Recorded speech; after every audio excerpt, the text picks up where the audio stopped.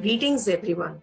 The current symposium titled Dynamics of Parenting, Adolescents in India, under the session Child Development, Socialization, and Lifespan Development presents 5 empirical research studies on various aspects of parenting of adolescents in Indian context.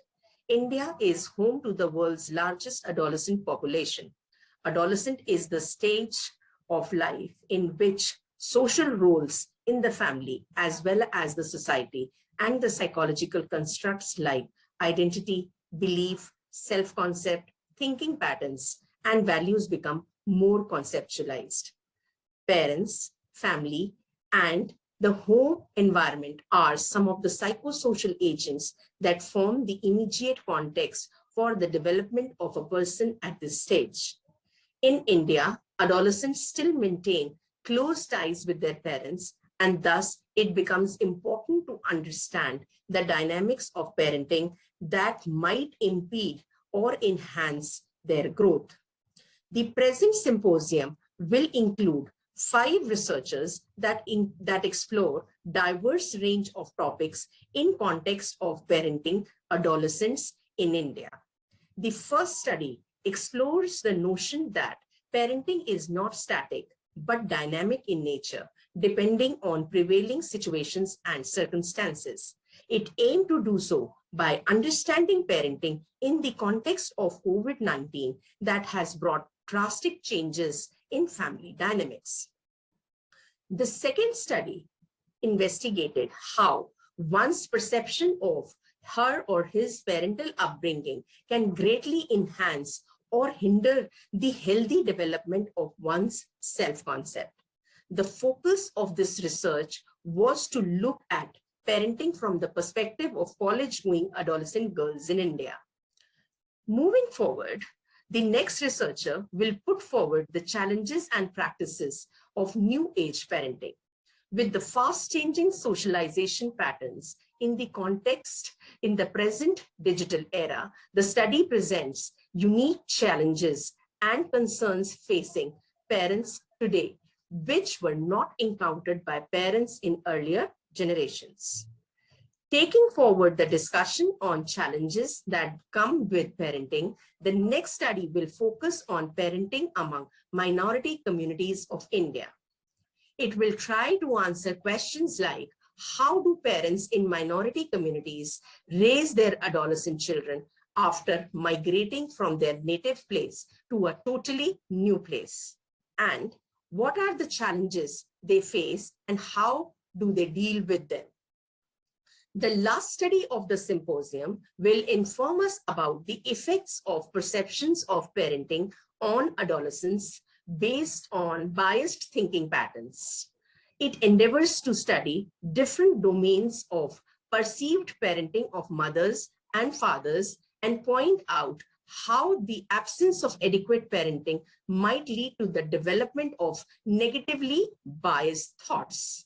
This symposium will shed light on different issues that adolescents and their parents go through in this transitional phase of life. We hope that the research work presented through this symposium will have its implications for parents, counselors, and other mental health practitioners in helping out adolescents to tackle with the various issues that come with this stage of life. We hope it will be an informative session to all. Thank you. Hi, I'm Marine Fatima of University of Delhi, and I'm presenting a paper entitled Parenting Adolescents During the COVID-19 Pandemic during the session Child Development, Socialization, and Lifespan Development. As we all know, parenting is essentially an indispensable aspect of child rearing that involves many specific observable behaviors such as reward and punishment, limit setting, reasoning, etc., that parents basically use to socialize their children. Parenting practices are considered to be fundamental to a child's growth, particularly for the development of their social competences, emotional adjustments, and academic achievements.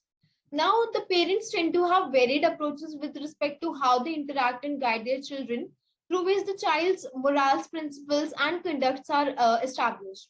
Over the past few decades, a great deal of research has focused upon the typological approach to parenting which was propounded by Bomberin in 1971 and later on expanded upon by Maccabee and Martin in 1983. The four major approaches to parenting that we know of today are authoritarian parenting, authoritative parenting, permissive parenting, and an uninvolved parenting style, all of which offer a unique approach to raising children. Now, the typological approach to parenting may give us an impression that the parenting style of an individual is inflexible or remains static throughout. However, most parents do not adhere to a single model completely. Again, there are certain cultural, social, political, and economic factors that can influence the parenting style, which may in turn impact or influence the specific parenting behaviors. These factors have been explicated by various theoretical models. For example, Belsky's process model of determinants of parenting. In the present times, COVID-19 has emerged as a novel context that has instigated fundamental changes in the family system that may have consequences for the course of parenting as well as the parent-child relationship. A number of researchers today have turned their attention towards parenting in the context of COVID-19. However, little research has focused upon exploring the dynamic nature of parenting qualitatively as it unveils in the novel context. With this background, we move to the present study, the rationale of which is to understand the parenting of adolescents in a novel context like COVID-19 that is being set to pose various challenges that may impact family dynamics. Now, we know that parenting adolescents in itself is a daunting task owing to the myriad of physiological and psychological challenges that characterize this trait. So, by looking at the parenting behavior utilized for adolescents can provide important insights into the very nature of parenting itself. The objective of the present study was to explore the dynamic nature of parenting adolescents during COVID-19. Now, the method of the study. So our sample consisted of 6 heterosexual couples, that is 12 participants, 6 males and 6 females, in the age range of 39 to 53 years, that were parenting at least one adolescent during the between the ages of 12 to 18 years, and selected through convenience sampling procedure. Data collection and procedure. So in-depth semi-structured interviews having open-ended as well as leading questions were conducted with all the 12 participants, lasting for about 30 to 45 minutes each. The interviews were recorded and later transcribed after taking the due consent of the participants so as to ensure a reliable analysis. For the tool of data analysis, we utilize thematic network analysis by Jennifer Ettright-Sterling that organizes data at 3 levels, namely, first we have the lower order premises which are evident in the text itself, that is basic themes. Then we have classes of basic themes that are grouped together to sum up to more abstract principles, that is organizing themes. And finally, we have superordinate themes that are condensing the chief understanding in the text as a whole, that is global theme, key findings and discussion. So after carefully analyzing the interviews, the 5 global themes that emerged are change in parenting style due to the stressors, paternal versus maternal style of parenting, intergenerational changes in parenting, child-centric parenting practices, and finally, positive parenting practices and evolving parent-child relationship during the COVID-19. Each of these global themes have had their own set of basic and organizing themes. I'll discuss the themes one by one now. Now, this is the diagrammatic representation of the first global theme, that is change in parenting style due to the stressors, which had organizing themes such as financial stressors, lockdown related stressors, and health related manifestations of stressors influencing parenting. There is strong research evidence which says that parental stress tends to spill over onto the child rearing, which then leads to parent being less responsive or affectionate towards the children. In the context of COVID-19 as well, it has been found that parental stress tends to mediate the relationship between the quarantine's impact on children's behavioral and emotional problems. The second global theme, that is paternal versus maternal style of parenting, had sub-themes of maternal style of parenting and paternal style of parenting, with maternal style of parenting having organizing themes such as authoritative style of parenting, mother's active engagement in children's education, whereas paternal style of parenting was indicative of only the surface level involvement of the father with the adolescents. Now, the distinction between maternal and paternal style of parenting has received little attention over the years. Nonetheless, if I talk about Indian context, it has often been seen that parents, the father's role basically is usually limited to fulfilling the financial needs, whereas mothers play a more active role in raising the children. Now, the third global theme, that is intergenerational changes in parenting, had organizing themes such as child rearing practices as different from one's own parents, replicating child rearing practices from one's own parents, etc. In general, there have been conflicting findings of the research on intergenerational continuity of parenting practices, with some studies finding evidence of intergenerational continuity, whereas others have not.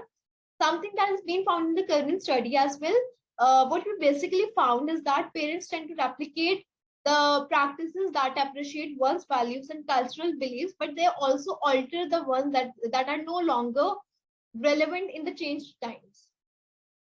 Now, the fourth global theme, that is child-centric parenting practices, had organizing themes such as gender and age-dependent parenting practices, birth order and parenting practices, etc. Now, sensitively attuned parenting, that is implicitly attuned to the need of the children, is considered to be an appropriate response, particularly to the unique challenges that characterize adolescent years. Also, there is evidence for the differential parenting practices based upon the child's birth order and gender. So, for instance, daughters generally experience more positive parenting from both the parents.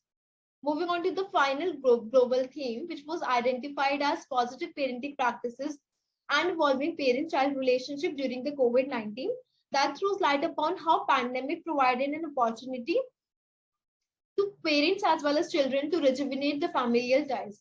Now, these findings are also in resonance with the recent researches that have explored the parenting behavior during the pandemic. The large number of parents reporting that they're now spending more time with their children and are close to their children more than ever. Implications, there are certain implications for different target groups. So, for example, parents, caregivers, researchers, government, policymakers, etc. As this research can provide a preliminary insight into the dynamic nature of parenting as well as factors affecting family dynamics at the time of global crisis like COVID-19 pandemic, which can further help us in formulating the evidence-based effective strategies to strengthen the familial ties. There are certain directions for future researches in this field. For example, the research can be done on a comparatively large and heterogeneous sample so as to have more conviction in our findings. The researchers can also incorporate the perspective of adolescents or children so as to have more holistic understanding of the parenting behavior or the concept of parenting. And finally, we can also utilize mixed method approach, or we can also have mixed method researches to ensure the in-depth analysis of the phenomenon of parenting. Thank you. Any questions from the audience? Hello, everyone. I am Dr. Suruchi Bhatia, Associate Professor at the Department of Applied Psychology, Shyama Prasad Mukherjee College, University of Delhi, India. The title of the study is Perceived Parenting and Self-Concept of Adolescent Girls in India. Professor Nandita Babu is the co-author of the study from University of Delhi, India. Let's begin with the presentation. Adolescence is the transitional stage between childhood and adulthood. It is the stage where an adult starts forming an identity of his or her own. As individuals enter adolescence, the nature of their interactions with their parents changes from a dependent to a mutually supportive relationship. In India, parents continue to extend support and guidance in the period of adolescence as well as in adulthood. The way parental behavior are perceived by adolescents is what we refer to as perceived parenting. And this perception of parenting influences the self-concept of an individual. Early research on parenting were largely focused on parenting styles and practices. The well-known study by Bomrin and McCoby and Martin outlined 4 parenting styles based on the interplay between parental demand, and parental response. They are authoritarian, authoritative, permissive, and neglectful parenting styles. However, children may perceive the parenting styles and practices used by their parents in different manner than what is intended by the parents. Hence, in order to gain a better understanding of the parent-child scenario, later research began to explore aspects of parenting as perceived by the children. When parenting is studied from the perspective of the recipient, that is, the opinion that individuals have regarding the way she was brought up, it is called perceived parenting. The second variable of the study is self-concept, which is the belief, attitude, and opinion that a person holds towards herself. It impacts the everyday life of a person and presents a picture about how well adjusted that person is in life. There are 4 components of self-concept, namely physical, academic, social, and transpersonal. Individuals with positive self-concept are creative, have trust on self, and accept others without any negative feelings. On the other hand, people with negative self-concept are anxious, maladjusted, and think of themselves as incompetent and unwanted. The phase of adolescence is multifaceted. On one hand, there is exploration and discovery, and on the other hand, adolescents go through self-doubt. Research studies show that though adolescents wish for autonomy and independence, they still want their families to support their learning and activities at home. In India, parents continue to be the major socializing agents in late adolescence as well and play a vital role in identity development of their children. The review of past literature concludes that perceived parenting affects various personal outcomes of the adolescents like resilience, emotional intelligence, self-esteem, personality, etc. The present research study was conducted to find out if the effects of perceptions that a child holds about him or her parent on self-concept holds relevance in the present times as well, especially for the girl child. India is majorly a patriarchal society wherein girls are brought up in a restricted manner without having much authority on their lives. With times, this notion has changed to some extent, and parents have started sharing autonomy with them. It becomes important to understand if girls too feel the same about the kind of parenting they have received, and if their perception have any influence on their self-concept. So the objective of the present study was to investigate the relationship between perceived parenting and self-concept of adolescent girls in India. The study has one hypothesis that there will be a significant relationship between perceived parenting and self-concept among adolescent girls in India. 160 college-going girls from Delhi and North Central region of India were part of this study. They were administered 2 scales, the parenting scale by Bharadwaj et al., which measures 8 dimensions of perceived parenting like rejection versus acceptance, freedom versus discipline, etc.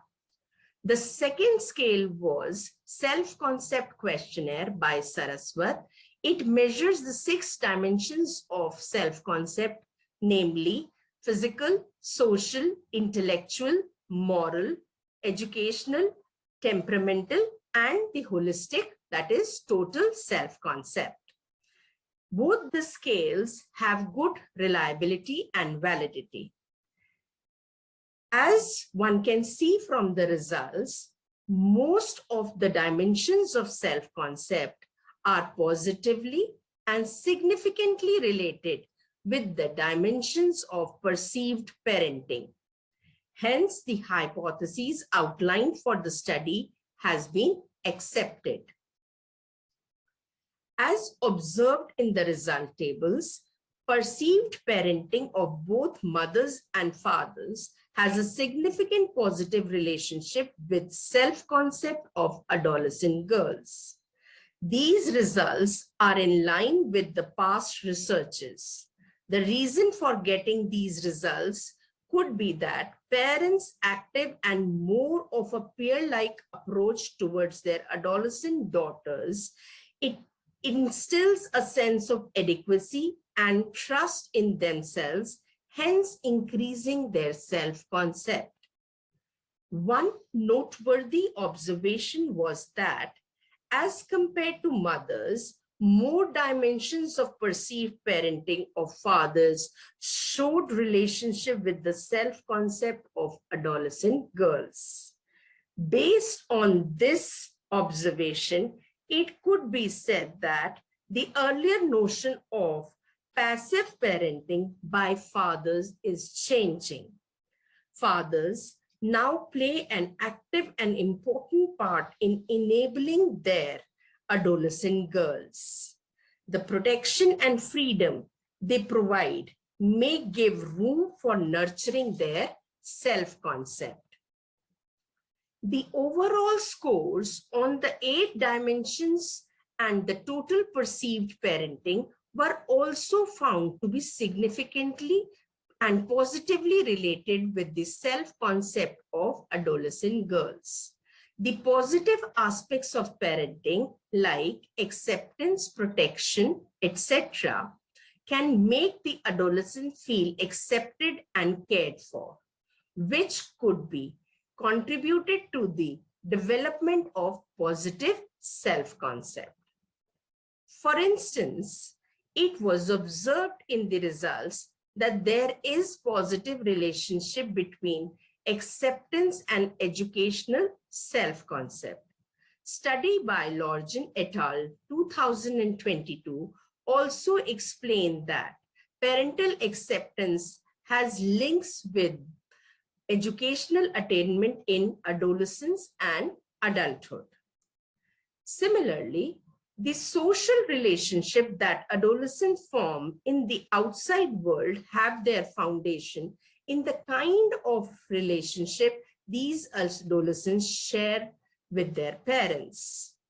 It was also found that marital adjustment and harmony between parents had a positive, significant impact on physical, temperamental, and educational self-concept of the girls. Parents with good marital adjustment can provide an environment of parental warmth and security where the individuals can grow and enhance one's self-concept, as has been observed in previous studies like Chang and colleagues 2003.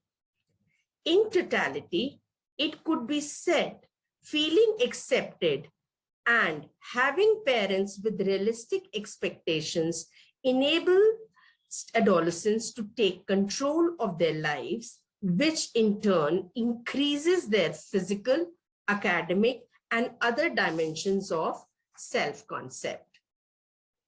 The implications of the present study. The present work can find possible implications in counseling adolescents and the parents as well.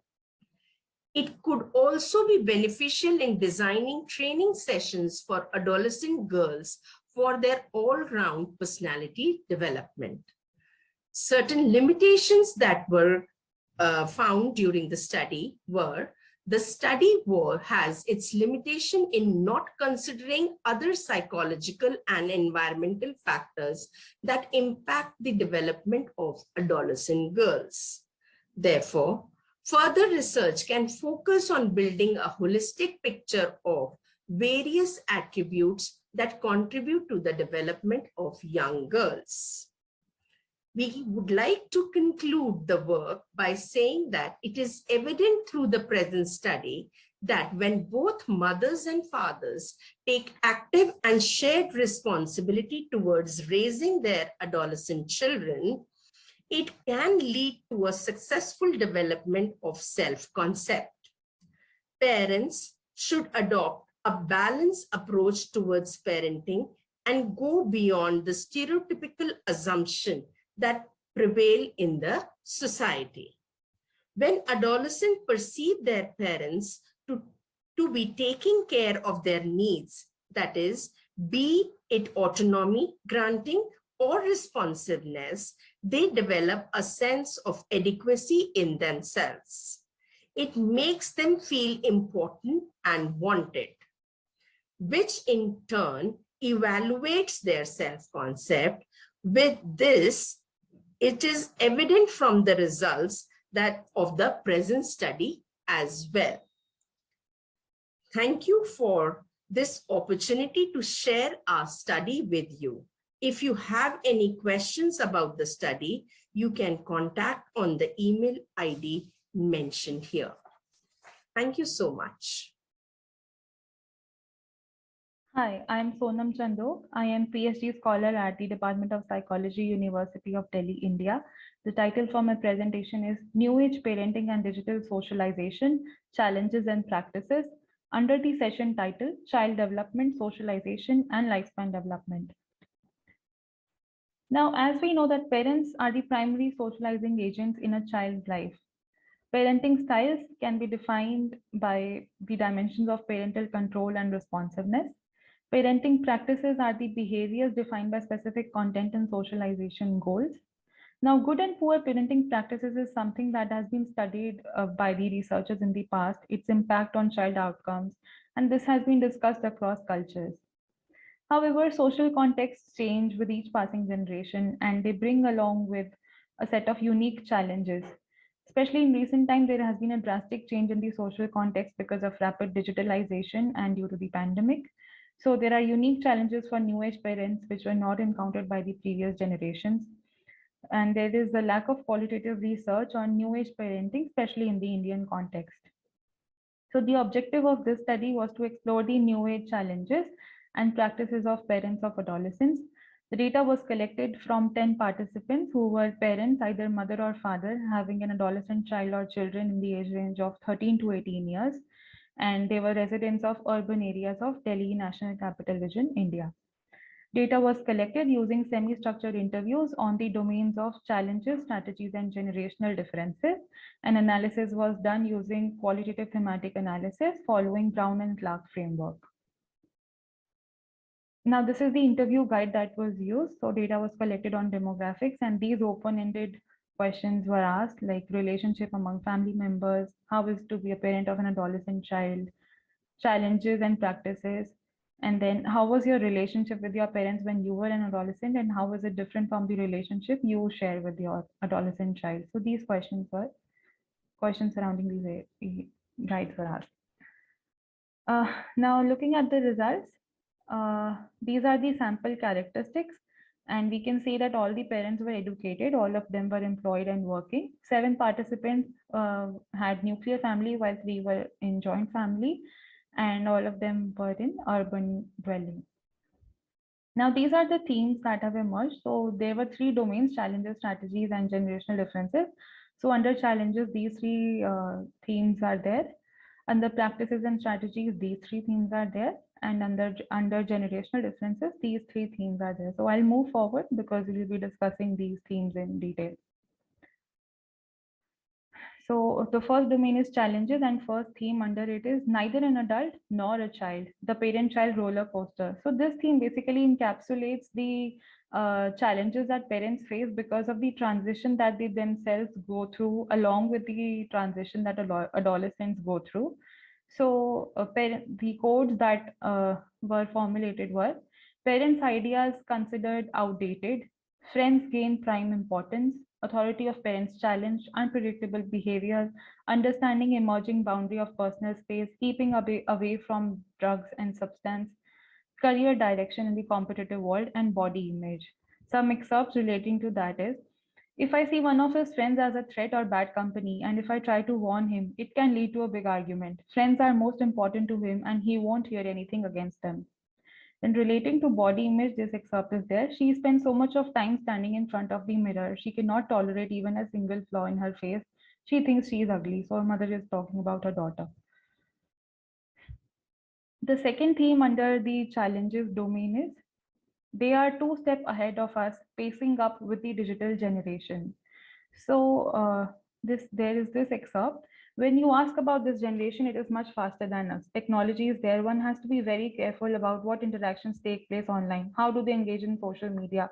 The challenge is that we cannot control everything.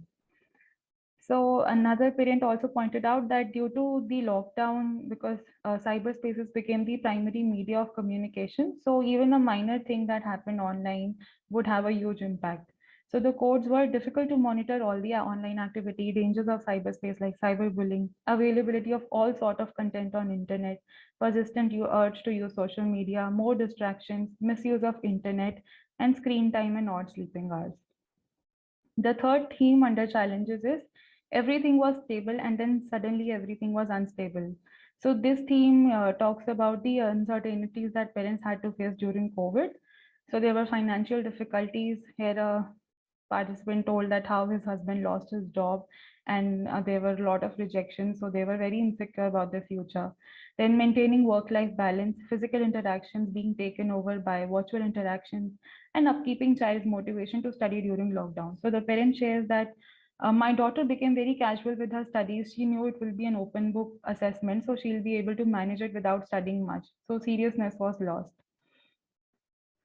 Under the second domain, which is strategies, the first theme is technology is here to stay forever, monitoring internet usage. So parents say that they know that technology is there to stay, and thus they have to shape their parenting practices in a way that it can deal with the demons of technology.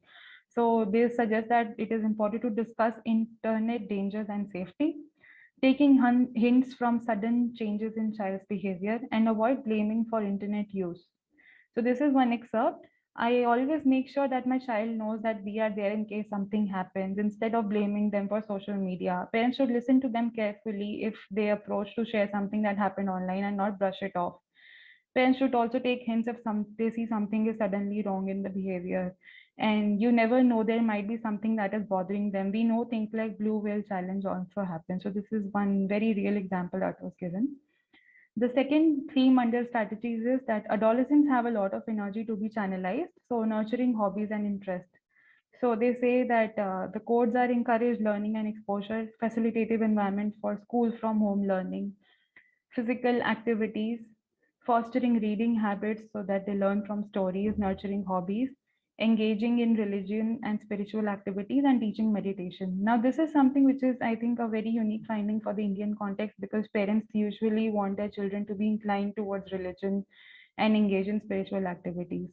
So this is one excerpt which says that they should be engaged in religious activities so that they understand the value of faith, karma, and good deeds. The third theme under strategies was that parents should be parents and not friends. So striking a balance between control and responsiveness. So they say, so most parents did acknowledge that it was important to have an open communication. However, they also iterated the fact that it was important to have boundaries.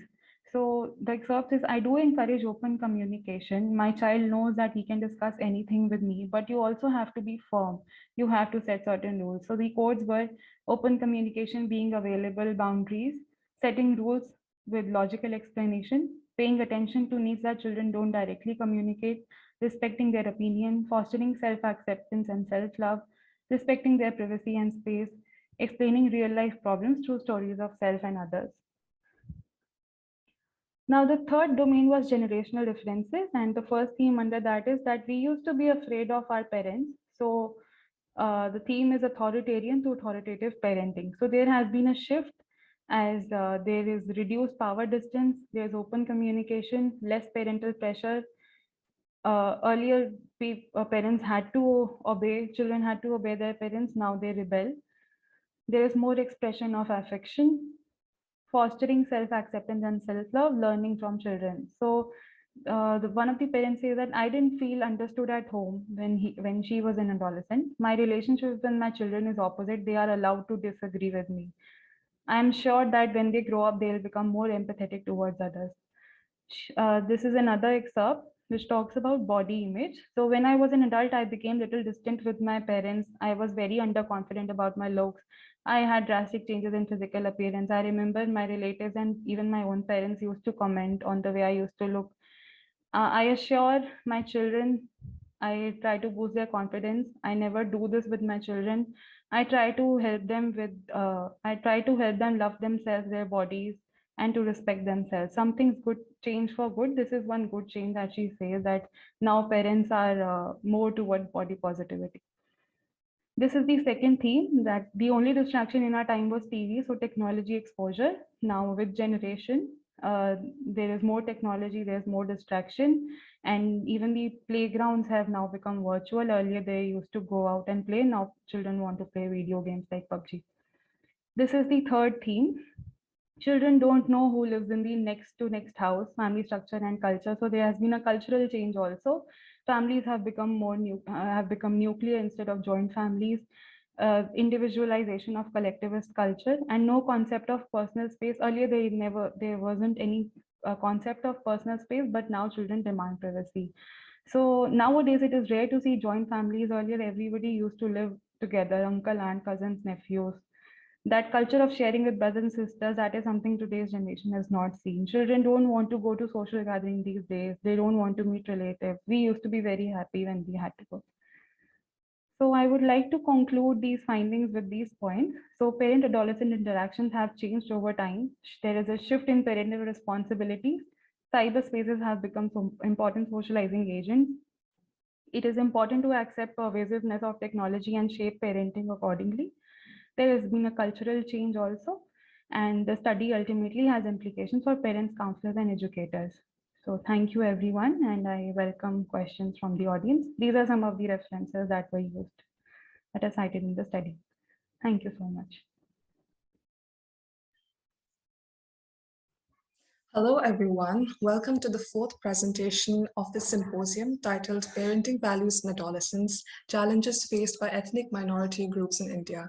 I'm Grace Haukid, and I'm currently pursuing my PhD in psychology from the University of Delhi, India. And I've worked on this topic along with my supervisor, Dr. Suruchi Bhatia, Associate Professor of Psychology at SBM College for Women, Delhi, India. India is home to people belonging to various communities who identify themselves with different regional dialects, tribes, traditions, and customs. There are ways in which these communities are quite unlike each other, like how most Indian communities are pluralistic over individualistic. But there are also ways in which they may be very unique from each other. For example, while most Indian communities are strongly patriarchal, there exist tribes in the Northeast Indian states that follow a matriarchal system. These social nuances and realities shape the way people think, what they believe, and ultimately how parents raise up their children. The present study is focused on parenting among ethnic minority groups in India. In recent decades, India has witnessed a growing rural to urban migration of its people. This has meant that major Indian cities have become a melting pot of people from various ethnicities. The migrant communities comprise ethnic minorities in the cities that they settle. However, no two cultures are alike. So in order to gain a better understanding on this topic of research, we focused on the Kuki community living in urban India. The Kuki tribes are indigenous to the northeastern state of Manipur and neighboring regions. In the cities where they have migrated, the Kukis form an ethnic, linguistic, and religious minority. Taking the case of Kuki parents in Indian cities, in the present study, we sought to understand first, What are the salient features of parenting in ethnic minority communities in India? Second, what factors influence parenting in these minority communities? And third, in what way does parenting affect adolescents from these minority communities? In the present study, 25 cookie parents from 5 major Indian cities were approached by means of purposive sampling, and they were interviewed over a period of 3 months. Only parents who have resided in the city for a minimum period of 5 years were included, and at least one of their children had to be an adolescent. Semi-structured interviews were conducted to understand their experiences, perspectives, and values. Later, the interview data was transcribed and analyzed for thematic analysis following the method proposed by Braun and Clerk in 2006. Moving on to the results, the central theme that emerged through thematic analysis was a new cookie parental ethnotheory in the making. The cookie parents in cities find themselves at a confluence of various cultures, their home culture, the host culture, as well as the intermediate cultures they were encountering. While they treasured and upheld some values that were characteristic of their home culture, they were open to adopt values that were more characteristic of their host culture too. However, this was not simply a merging of the two cultures. Instead, they seemed to be scripting a new parental ethnotheory that was richly built by their experiences and their understanding of the world and its developments. We further identified 4 major sub-themes that were reflective of the central theme. First, changing nature of parent-child relationships. The concept of filial piety has been a trademark of Asian cultures, including the cookies. The relationship between elders and children in the household is one marked by respect, obedience, and submission towards parents and elders. It would be considered disrespectful of a child to question or raise their voice against their parents or to not consult the elders in important decisions. Parents in the study recall their younger days when they would think twice before asking their father for permissions or favors. But that seems to have changed with the present generation. In our interviews, parents shared their preference for a more peer-like approach towards parenting their children, especially the adolescents. They wanted their children to relate to them as friends. They were open to mutual discussions, and they desired to be flexible instead of overly strict in their parenting. This approach has not been without challenges. Some parents shared that their being too friendly and lacking appropriate parental authority could be the reason some of their adolescents were being stubborn and difficult to deal with. While that would need further investigation, we can say for now that the nature of parent-child relationships have been undergoing a change and is reflective of the central theme of minority parents like the cookies moving towards creating a new parental ethnotheory. Second, shift in perception of parental roles. The cookie society is predominantly a patriarchal society where men are the heads of the family and the community. The role of women for the most part has been confined to that of taking care of the household and raising children. In an earlier opinion poll, we asked around 400 cookie parents living in hometown Manipur as well as cities a simple question: who did they think had a greater responsibility of raising children? Majority of both mothers and fathers in Manipur said that parenting was largely the responsibility of the mother. On the other hand, parents in cities mostly agreed that both the mother and the father were equally responsible. They used terms like teamwork, co-parenting to show that they viewed parenting as a shared responsibility. They acknowledged each partner's unique strengths and limitations and their need for each other. This was not just a thought change, but also reflected in their actions. It was normal to find both men and women share household chores, make decisions together, etc. Most of them asserted that it was totally okay for a woman to be employed and that it was not unmanly for a man to raise kids at home while their mother went to work. This shift in traditional norms and expectations of parenting roles is reflective of change among minority parents in the cities. Third, tailoring of customs and traditions. The Kuki tribe is rich in its customs, values, and traditions. These have been carefully preserved, practiced, and passed on across generations. As the Kuki diaspora has been spreading, this is one aspect of their ethnic identity they strive to keep intact. We found that members of the community tailored their traditions to make them relevant to their context while ensuring that the essence of the values is not lost. Let me explain this with one example. Kanko is a deeply esteemed value in the Kuki community that signifies communal love, brotherhood, and goodwill towards each other. In the villages, when a farmer is left to plow his field alone, it is Kanko that brings together the other villagers to help him plow the field. In the cities, the Kuki diaspora rarely live together in the same neighborhood. But whenever a Kuki brethren is in need, even though he may be a stranger, we saw that the people went out of their way to provide any form of physical, financial, emotional, and moral assistance due to this custom of Kanko. In this way, though the Kuki parents in cities do not have an immediate village to practice Kanko, they find ways to live out and pass on these values to the next generation. Fourth, new priorities and practices. Another salient feature that marks Kuki parenting in the cities is the rise of new family trends and practices as is not found in traditional Kuki families. They reflect the emergence of new ideologies and priorities among Kuki parents. The concept of family time is one such example. Parents in the interview often mention spending quality family time, which referred to intentional time spent with their children by dining out, doing some activities together, visiting some place, and so on. Parents also placed high importance on the education of their children. While this is true of parents back in hometown or of other parents in the cities, the difference lies in the priorities placed by them.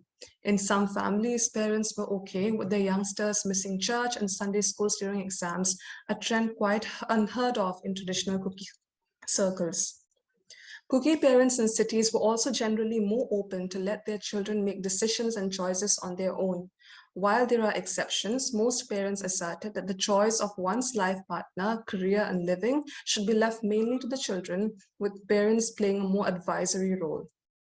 To sum up, we can say that new trends in thoughts, ideologies, and priorities could be observed. The discussion of the salient features and themes that mark Kuki parenting in cities would be incomplete without a discussion of the factors that may be influencing this weaving of a new parental ethnotheory. First is the impact of the host culture. Parents in the study showed an accommodative pattern of acculturation, reflecting in their openness and flexibility towards new ideologies. Second, when compared to Kuki mothers in hometown, a good proportion of Kuki mothers in the cities are employed. Studies show that working women have a broader perspective of the world and are more aware and broad-minded and informed when it comes to the upbringing of their children. Third, improved living standards leading to parents being able to offer more opportunities to their children. And fourth, the impact of globalization. While the reasons mentioned here is not exhaustive, they give a glimpse of a few among the many forces at play in influencing parenting among minority communities. So what do these mean for adolescents belonging to minority communities? The most significant impact can be seen in the identity formation of the adolescents. At a life stage where they are trying to build their identity, Kuki adolescents often find themselves trying to identify themselves with their parents' ethnic identity, but in other ways, they also find themselves detached from their home culture and can relate more with peers and members of the host community. This can lead to identity crisis at some point of their adolescent years. Second, the nature of parent-child relationships was found to greatly predict how well or how poorly adolescents navigate through this life stage. Parents who had built a healthy parent-child bond found it easier to speak into their youngsters' lives. Such adolescents were more willing to listen to their parents, share their feelings and thoughts, and welcomed parental involvement in their lives. On the other hand, where parent-child relationships were strained, parents had a hard time speaking into the lives of their adolescents. To conclude, we would like to sum up by saying that, first, we found the scripting of a new parental ethnotheory among minority Kuki parents in Indian cities, which reflected in various changes in perspectives, actions, and dynamics within the family. Second, raising up adolescents in minority communities has its own opportunities as well as challenges. This has been acknowledged by parents and is an area where they seek for guidance and counsel. Third, adolescents in minority communities are prone to experience confusion and questions regarding their identity. The presence of mentors, parents, and counselors in these times will prove crucial. And finally, parent-child relationships can predict how well children grow and navigate through their adolescent years. The implications of the study. We hope that the observations and discussions of the present research throws light on the experiences of parents in minority communities whose joys, struggles, and everyday realities are often shadowed by parenting research focused on majority groups. And secondly, there's a great scope for psychology and psychologists to assist minority parents in terms of helping them understand their children better, bridging parent-child relationships, and addressing concerns and needs specific to their context. We hope you found the present research meaningful. Thank you for listening patiently. For any further queries, please feel free to contact us at gnemhaokip@gmail.com. Thank you. Greetings, everyone. I'm Anika Yadav, a research scholar from the Department of Psychology, University of Delhi, India. Our present research is titled, A Study on Perceived Parenting and Cognitive Distortions Among Adolescent Girls. It is co-authored by Dr. Suruchi Bhatia. The adolescent population in India is about 21% of the total population, and half of them are girls, which means that 1 in every 10 Indians is an adolescent girl. At this stage, individuals go through changes in not just their bodies, but in their beliefs, thoughts, and personality as well. All in all, their whole identity is formed at this life stage. Contrary to Western societies, parents still have an influential role in the lives of Indian adolescents. There are 4 parenting styles put forward by Baumrind 1971 and McCoby and Martin 1983. They are authoritarian, authoritative, indulgent, and neglectful. This categorization is based on the co-action of warmth and control. The present study focuses on perceived parenting, which refers to the opinions of children about the parental behaviors. And this perception about parents is found to have relation with the adjustment of adolescents. For example, if adolescents perceive their parents to be exhibiting high warmth and control, they show psychosocial adjustment. And if they perceive low warmth and high control, they go through social and personal adjustment problems. The second variable of the study is cognitive distortions, which are the faulty or inaccurate thoughts, perceptions, and beliefs. They are broadly categorized into self-serving and self-debasing cognitive distortions. Self-serving cognitive distortions are when a person values one's immediate views, feelings, and desires to such a degree that the views of the others are ignored or disregarded. Self-debasing cognitive distortions are when an individual degrades or devalues the self. On reviewing the literature, it was observed that positive perception of parenting is associated with higher well-being and self-esteem and reduced likelihood of delinquent and risky behaviors. On the other hand, when parenting is perceived as negative, adolescents undergo interpersonal and academic problems, drug use, risk of depression, etc. Studies by Sahani 2020 and Bhutekar and Shirsat 2018 points out that authoritative parenting is linked with high emotional intelligence, whereas authoritarian parenting is linked with high frustration level. It is important for both mothers and fathers to exhibit positive parental behaviors. Even if one of them is perceived as being inadequate, it can have negative outcomes, as reported in the study by Hauregwizar et al. 2018. Literature review on cognitive distortions points out that they are associated with antisocial behavior, depression, suicidal tendencies, and general health. Self-debasing cognitive distortions have association with internalizing behavior, and self-serving cognitive distortions are linked with externalizing behavior. It has also been reported that girls stand higher on dimensions of cognitive distortions and emotional disturbances. Based on the information presented by the early researchers, it could be said that experiences of adolescents as part of parent-child relationships are the primary source and basis of introspection and formation of identity by them. If they are exposed to adverse experiences and faulty relationships with parents, they may internalize the belief that negative events are stable, thus developing negative cognitive style. This negative thinking style is likely to lead to problems in adolescents' psychological domain. These are to explore this link between adolescent girls' perception of their parents with the negatively biased thinking patterns, this present study was conducted. These are the objectives of the present study. The hypotheses of the current study are there will be a significant relationship between perceived parenting of mothers and cognitive distortions among adolescent girls. And there will be a significant relationship between perceived parenting of fathers and cognitive distortions among adolescent girls. The current study is a quantitative ex post facto correlational research. 100 girls of the age range 17 to 19 years participated in it. They were approached using purposive and snowball sampling. 3 measures were administered to the participants. Perception of parent scale by Robbins, which measures involvement, autonomy, support, and warmth by mothers and fathers separately. Self-debasing cognitive distortion scale by ARA 2016, and self-serving cognitive distortion scale by ARA and Shah 2015. All the measures have good reliability and validity.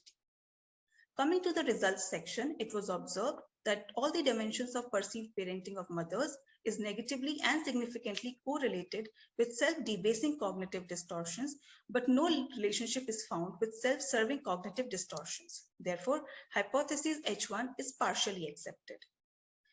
The dimensions of perceived parenting of father is related with self-debasing as well as self-serving cognitive distortions. Therefore, hypothesis H2 stands accepted. Coming to the discussion of the results, it was found that majority of the participants perceived their mothers and fathers to be autonomy granting, involved, warm, and supportive. This is in line with the previous studies wherein it was found that Indian females perceive their parents as authoritative. This could be attributed to the shift in the upbringing of daughters from a restrictive to a more lenient approach. It could also be understood as an effect of globalization, due to which parents are now more exposed to other cultural practices that they were earlier unaware of. The main finding of the study was that more adolescent girls perceive their parents to be involved, warm, and supportive, lesser are the chances of them developing cognitive distortions. This reason for this could be that parents provide their children with feedback about the causes, occurrences, and meanings of the negative events that is then internalized by the child into his or her own cognitive style. Growing in an environment where parents are harsh and unsupportive might lead to the development of dysfunctional cognitive processing and maladaptive thinking patterns. This could in turn increase the risk of developing depression, antisocial behaviors, and other psychological issues. The current research finds its implications in understanding parental behaviors that can have repercussions on the adolescents. It could also help in guiding parents and mental health practitioners towards mindful parenting. The study has certain limitations as well on which future research can be conducted. For instance, researchers can take into account different demographics, can observe the present variables in cross-cultural light, and can also add a qualitative perspective to it. To sum up the present study, I would like to say that in contrast with the prevailing traditional belief, parenting is not just limited to mothers, and both the parents must share the responsibility equally. As observed in the recent researches and the present research as well, fathers too play a crucial role in the upbringing of children throughout their lives. To prevent adolescents from developing thoughts that are negatively biased, parents should adopt a balanced approach and should provide guidance and support to their daughters. It will also further allow them to have healthy appraisals of events and occurrences within and around them. These are the references of the present research. For any queries on the research study, kindly contact on the email ID given. We also welcome any questions or suggestions on the current symposium. Thank you.